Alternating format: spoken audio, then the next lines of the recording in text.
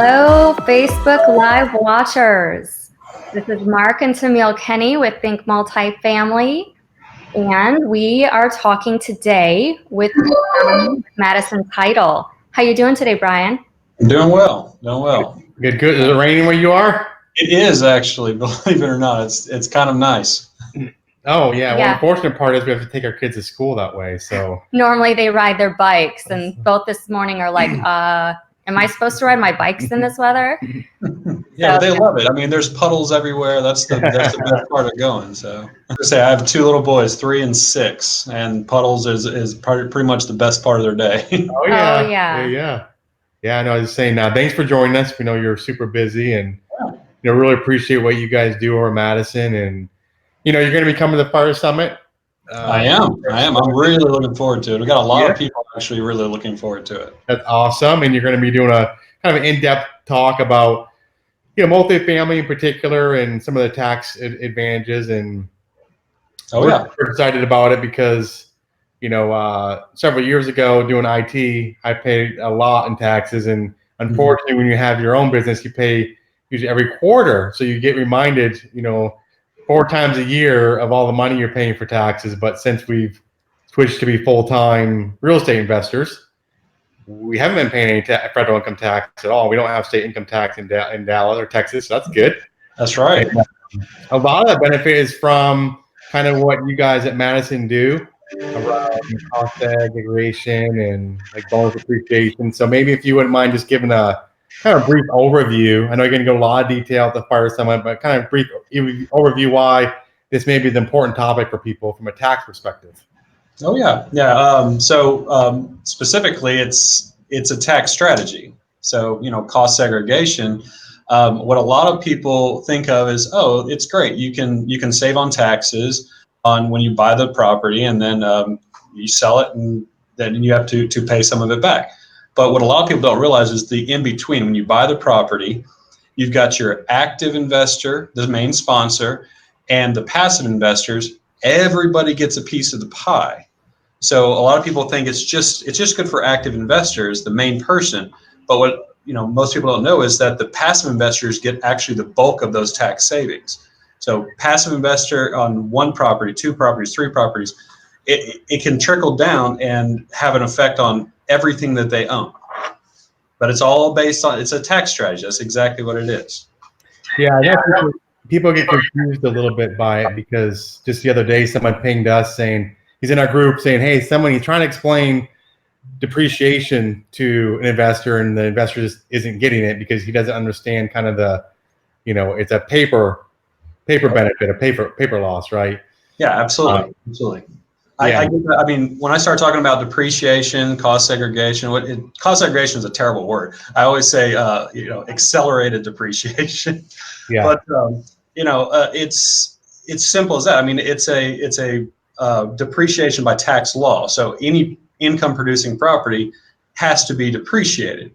So what most people do is, oh, that's great. I can have a little bit of a loss on my property. But what it is, you get the same exact amount of loss that you can you file for 1 property every single year for 27 and a half years. Because when you buy a multifamily property, it depreciates over 27 and a half years. What you don't realize is you're taking all the assets, the interior stuff, the exterior stuff, the buildings, windows, walls, everything, you're just dividing it by 27 and a half. And that's how much you're getting every year. Right. The beautiful part about that is you don't have to do that. What you want to do is you want to reclassify everything. You want to bring things back down to where they're supposed to be, your 5-year assets, your 15-year assets. You want to break it down into shorter life components, which allows you to take a lot more depreciation and write off a lot more losses during the years 1 through 6. Is there, and I put you on the spot here, if it's not, it's okay. Is there a general rule of thumb in doing cost segregation of what the percentage tax benefit is additional? So the additional tax benefit and general cost segregation study? Oh, sure. So multifamily properties in particular, you can see anywhere between 30 to 35% of the initial purchase price minus land You just basically take, let's say, for instance, you buy a property for $1 million. All right, and you take off 10% for land value. That leaves you with 900,000. So basically 30% of that, which is 270,000. That's what you can expect to see accelerated to years 1 through 6, or with a new bonus depreciation, which I'll be covering in detail at the Fire Summit, is you can take all of that in year 1 and apply it across your portfolio. Yeah. And it's great, I think, that you mentioned it's for both passive and active. Mm-hmm. If you're a real estate professional, which, some people are, some people aren't, but then even for us, when we syndicate a deal, even if you put, you were not even an investor in the deal, but you end up doing a deal. We have examples from 2018 for taxes where $430,000 depreciation on one property, and we have like 30 properties. So you can see where you could, Trump didn't pay any taxes, right? That's right. And chances are he probably makes more than most people listening to this Facebook Live.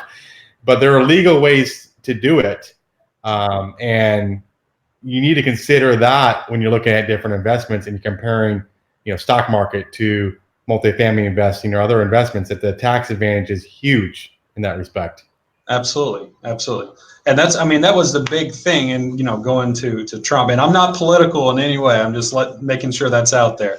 But going to the Trump, the whole debate between, Trump and Hillary Clinton, where, she claimed that he hadn't paid any taxes, no federal tax, no real estate taxes or anything, in years. And he just said, this because I'm smart. He knows about depreciation. He knows about active losses and passive loss, and he knows about it all. And it's not a high up thing. It can be for the they're in the debate, and Hillary is saying, hey, and Donald paid no federal income tax, and then Trump interrupts and said that makes me smart. Right. And reality is, is Brian's point, doesn't matter what you think politically about him, but as a real estate investor, the advantages you get by not paying taxes is huge. So Brian will be talking about this in detail. He mentioned a term too called bonus depreciation. If you're not familiar with that, that makes it even that much sweeter.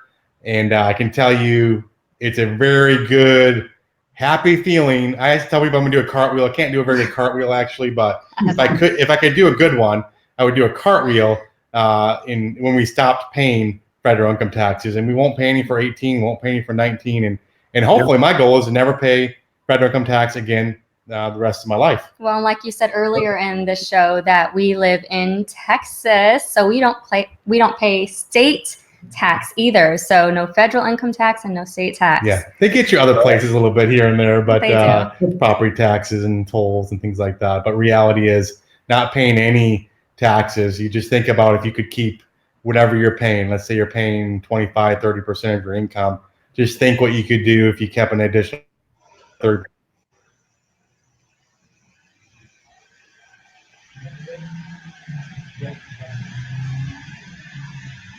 I think I might have lost the feed.